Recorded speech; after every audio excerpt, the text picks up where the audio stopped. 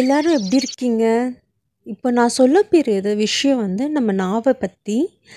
நாக்கின் நிறம் சொல்லும் உங்கள் உடல் உறுப்பின் பாதிப்பை. ஆமாங்க. நம்ம உடம்பு சரியில்லைன்னு சொல்லி டாக்டர் கிட்ட போனோம்னா, டாக்டர் ஃபர்ஸ்ட்டு செக் பண்ணுறது நம்ம நாக்கை தான். நாக்கை காட்டுன்னு சொல்வார். நாக்கில் தெரியும். அதோட கலரின் வேரியேஷன் சொல்லுமா, நம்ம உடம்புல இருக்கிற உறுப்புக்களில் எந்த உறுப்பு பாதிப்படைச்சிருக்குன்னு சொல்லுமா. அதை பற்றி தான் பார்க்க போகிறோம். அது நம்ம எல்லாருக்குமே தெரிஞ்சிருக்கணும். அதை பற்றி பார்க்கலாம் இன்னைக்கு. ஏதாவது தொற்று நோய் இல்லை நமக்கு ஏதாவது அலர்ஜி இருந்துச்சுன்னா நம்ம நாக்கு சிவப்பு நிறத்தில் காட்டுமா. மஞ்சள் காமாலை இல்லை கல்லீரல் சம்பந்தமான நோய்கள் நமக்கு இருந்துச்சுன்னா நம்ம நாக்கு வந்து மஞ்சள் நிறத்தில் மாட்டுமா. அது மட்டும் இல்லாமல் நமக்கு வயிறு சம்மந்தப்பட்ட ஏதாவது கோளாறுகள்லாம் இருந்தால் கூட நம்ம நாக்கு வந்து மஞ்சள் நிறத்தில் காட்டுமா. மஞ்சள் காமாலை டைம்லாம் பார்த்திங்கன்னா வந்து நம்ம யூரின் கூட எல்லோ கலரில் இருக்கும் பார்ப்போம். அப்புறம் கண்ணு கூட வந்து எல்லோ கலரில் இருக்கும். அதெல்லாம் ஓவராக அதிகமாக இருந்துச்சுன்னா கண்லேயும் அது காட்டிடும். சிவப்பு கலரில் இருந்துச்சுன்னா நமக்கு ஹார்ட் ரிலேட்டட் இஷ்யூஸ் இல்லை பிளட் ரிலேட்டட் ப்ராப்ளம்ஸ் எல்லாமே இருந்துச்சுன்னா நம்ம நாக்கு வந்து இளம் சிவப்பு நிறத்தில் காட்டுமா.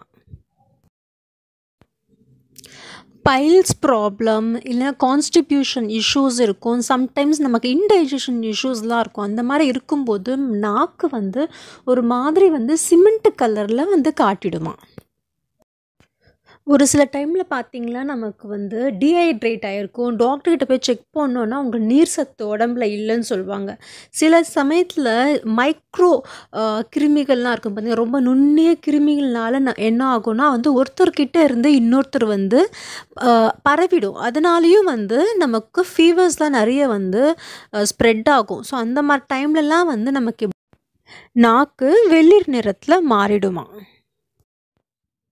இந்த மாதிரி நீல கலர் வந்து கிட்னி செயலிழப்பு, கிட்னியில் ஏதாவது இன்ஃபெக்ஷன் அந்த மாதிரி ஏதாவது இருந்துச்சுன்னா இந்த மாதிரி ப்ளூ கலரில் சிம்டம்ஸ் காட்டுமா. ஒரு சிலருக்கு நாள்பட்ட ஆஸ்துமா, வீசிங் அப்படி இருக்கும்போது நாளடைவில் வந்து அவங்களுக்கு என்ன ஆகும்னா நுரையீரல் வந்து பாதிப்படையும். அப்படி இருக்கிறவங்களுக்கு நாக்கில் பார்த்திங்கன்னா ஒரு மாதிரி காப்பி கலரில் வந்து அப்படி கரையாக இருக்கும். ஸோ அந்த மாதிரி இருக்குங்கன்னா நமக்கு நுரையீரலில் ஏதோ ஒரு பாதிப்பு இருக்குது. நம்ம டாக்டர்கிட்ட போய் செக்கப் பண்ணிக்கணும்.